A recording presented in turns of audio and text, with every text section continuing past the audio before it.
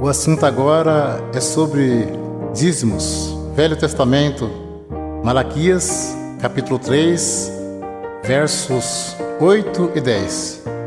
Roubará o homem a Deus? Todavia vós me roubais e dizeis: em que te roubamos? Os dízimos e nas ofertas alçadas. Trazei todos os dízimos à casa do tesouro, para que haja mantimento na minha casa. E depois fazer prova de mim, diz o Senhor dos Exércitos, se eu não vos abrir as janelas do céu e não derramar sobre vós uma benção tal, que dela vos advenha a maior abastança. Alguém levava um animal perfeito e o sacerdote negociava o animal perfeito e sacrificava um animal imperfeito no lugar. Nisso que eles estavam roubando a Deus. Digo sempre, Deus não usa dinheiro. Coleta é para o próprio bem do povo de Deus.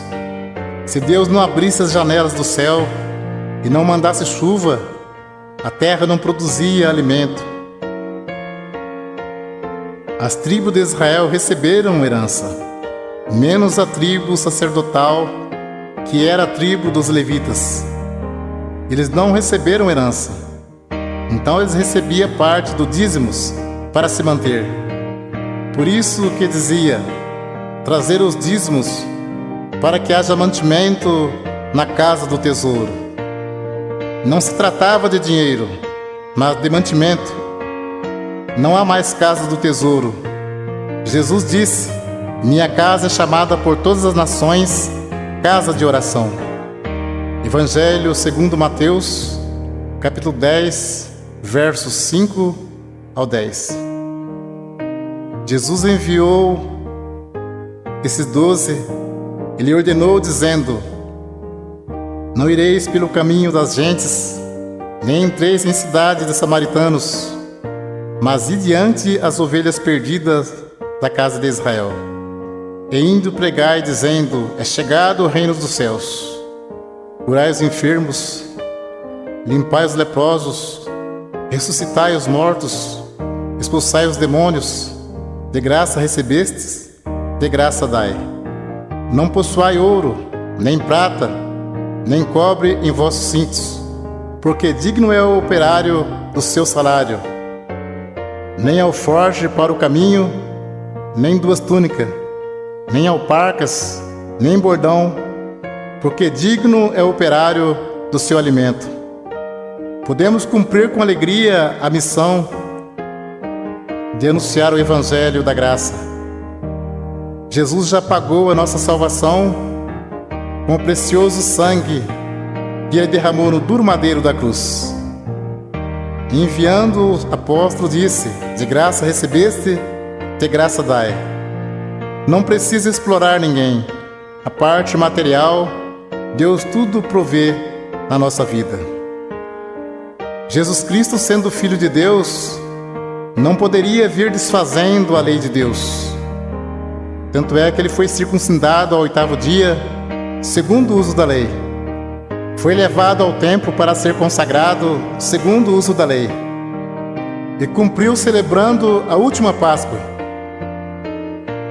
Então ele cumpriu a lei e trouxe a graça. A lei e os profetas duraram até João. A graça e a verdade vieram por Jesus Cristo. Hebreus capítulo 7, verso 9, 18 e 19.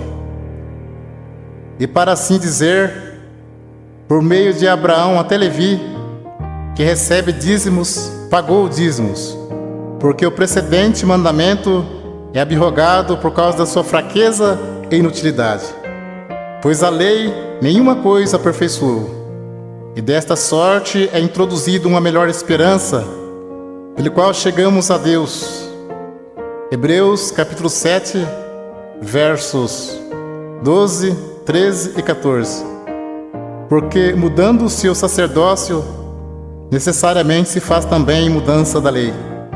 Porque aquele de quem essas coisas se dizem, pertence a outra tribo, da qual ninguém serviu ao altar, visto ser manifesto que nosso Senhor procedeu de Judá, e concernente a esta tribo, nunca Moisés falou de sacerdócio, porque dele assim se testifica: tu és sacerdote eterno, segundo a ordem de Melquisedeque.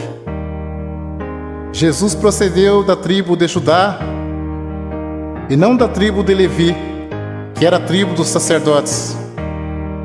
Então, se muitos espertalhões pregam que tem que pagar dízimo hoje, por que eles não se preocupam em cumprir mais algum mandamento da lei? Porque o assunto deles é só dinheiro. Procura enganar, sendo que dízimos era para que houvesse mantimento na casa do tesouro. Muitos querem tirar proveito para ganhar dinheiro, dizendo: digno é o obreiro do seu salário. Mas isto é mesmo que dizer: digno é o obreiro do seu alimento. O apóstolo Paulo disse em Atos capítulo 20, versos 33 ao 36: de ninguém cobicei a prata, nem o ouro, nem o vestido. Vós mesmos sabeis que para o que me era necessário a mim e aos que estão comigo, essas mãos me serviram. Tenho-vos mostrado em tudo que, trabalhando assim, é necessário auxiliar os enfermos e recordar as palavras do Senhor Jesus, que disse: mais bem-aventurado coisa é dar do que receber. E havendo dito isto, pôs-se de joelhos e orou com todos eles. Mas o assunto viver do Evangelho era alimento e não receber dízimos. Para você entender mais fácil, os apóstolos poderiam viajar em missão e ficar na casa de alguém não crente e ali se alimentar por alguns dias. E como Deus estava chamando também pessoas pobres, em vez dos apóstolos pedir dinheiro aos novos convertidos, eles os ajudavam. Vamos ler aos Romanos capítulo 15, versos 26 e 27. Porque pareceu bem a Macedônia e a Acaia fazerem uma coleta para os pobres dentre os santos que estão em Jerusalém.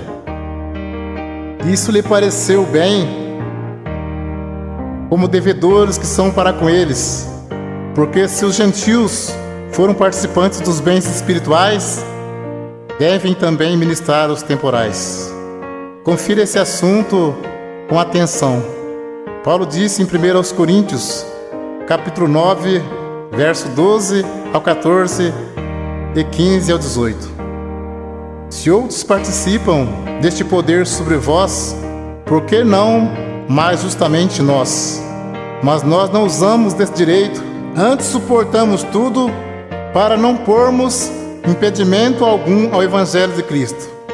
Não sabeis vós que os que administram o que é sagrado comem do que é do templo, e que os que de contínuo estão junto ao altar participam do altar? Assim ordenou também o Senhor aos que anunciam o Evangelho que vivam do Evangelho.